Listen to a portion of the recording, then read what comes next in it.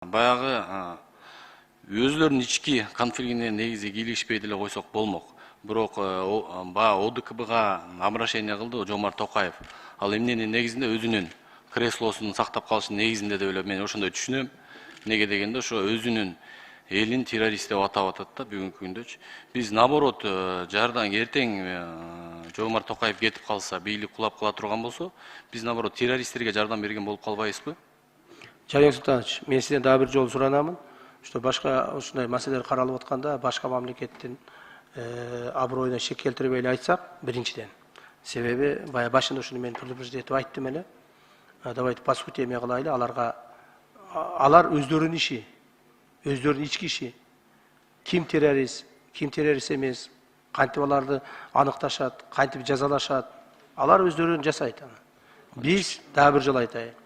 Эл аралык ОДКБ келишиминин негизинде алар сурангандан кийин бардык ОДКБнын мүчөлөрүнүн, мамлекет башчыларынын кабыл алган чечиминин негизинде гана иш алып барып атабыз.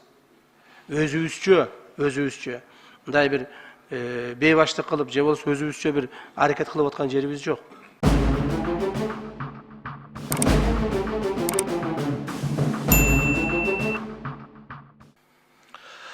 Рахмат. Кийинки сөз Кыдыкбаев Жанбек Султановичте. Саламатсыңарбы, кесиптештер. Биз Камчы Кыдышаевич, биз азыр биздин армияны жиберебиз деп атабыз, жанагы объектилерди кайтарат деп атпайсызбы? Алар кимдерден кайтарат ошолор? Камчы Кыдышаевич, биздин вооруженный армия барат, кайсы бир объектилерди кайтарганы барат деп айтып атпайсызбы? Анан алар ошо кимдерден кайтарат? Объектилерди, кайсы объектилер экенин биз азыр так аныктай албайбыз. Буюрса бүгүн чечим кабыл ала турган болсок, уже Министерство обороны через секретариат ОДКБ будет определять. Негизи биздин башыбыздан мындай случайлар өткөн Кыргызстанда. Биз эгер муну ОДКБнын соглашениясында бар экен, не только вооруженный армия жибербейли, биз кумпомощь жиберсек деле ошол деле биз ОДКБнын соглашениясын аткарганга деле туура келип калат экен да, мен ошондой ойлойм. Биз эгер азыр армиябызды жибергенде деле аякта ар кандай провокациялар болот. Анан биздин армиянын ошол жерде бир нерсе болуп кетсе, жоопкерчилигин ким алат дегендей болуп атат да. Мамлекет алабы же кимибиз алат? Эгер случайсы сиз азыр гарантия жок деп атасыз. Биз деле бул жерде ушу армиябызды жөнөтүп эле анан ошого бир кандайдыр бир эме мындай бир жыргап атабыз деген ой жок да. Туура түшүнүп атам, аябай оор акыбал болуп атат Камчы Кыдышаевич. Мамлекеттин жетекчилери катары биздики да тарыхый чечим болот бул жердечи. Бизде деген мындай башыбыздан өткөзгөнбүз. Бул Казакстанда дагы баягы өзлөрүнүн ички конфликтине негизи кийлигишпей деле койсок болмок.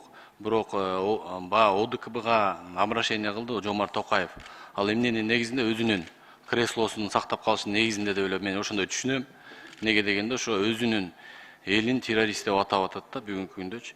Биз наоборот жардам эртең Жомарт Токаев кетип калса, бийлик кулап кала турган болсо, биз наоборот террористтерге жардам берген болуп калбайбызбы? Жаник Султанович, мен сизден дагы бир жолу суранамын. Что башка ушундай маселелер каралып атканда башка мамлекеттин аброюна шек келтирбей эле айтсак, биринчиден. Себеби бая башында ушуну мен предупреждетип айттым эле. Давайте по сути эме кылайлы, алар өздөрүнүн иши, өздөрүнүн ички иши. Ким террорист эмес, кантип аларды аныкташат, кантип жазалашат, алар өздөрүн жасайт аны. Биз дагы бир жолу айтайын. Эл аралык ОДКБ келишиминин негизинде алар сурангандан кийин бардык ОДКБнын мүчөлөрүнүн, мамлекет башчыларынын кабыл алган чечиминин негизинде гана иш алып барып атабыз. Өзүбүзчө мындай бир бейбаштык кылып, же болбосо өзүбүзчө бир аракет кылып аткан жерибиз жок.